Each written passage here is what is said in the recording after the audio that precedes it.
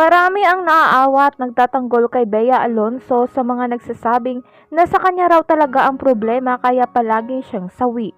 Ayon sa mga supporters ng Kapuso aktres, feeling hindi lang talaga carry ng mga lalaking nakakarelasyon dalaga ang kanyang strong personality.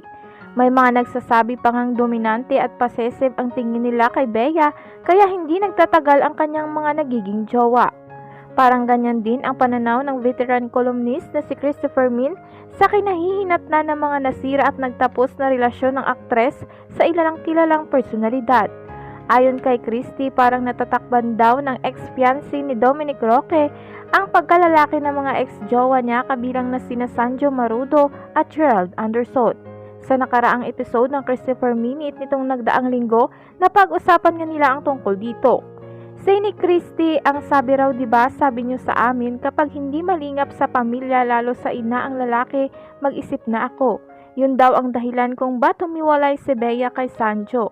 At bukod pa doon yung mga kwento pa na nakakabawa sa pride ng lalaki kay Gerald, yung si Bea ang gumagastos sa mga trips sa abroad. Na para bang dahil sa mapera ito si Bea Alonso ay sunod-sunuran na lang yung lalaki dahil wala nga silang ikakasa. Parang yung kay Dominic din ngayon kaya vindicated yung mga nakaraang karelasyon ni Bea ang mariing sabi pa ng online host.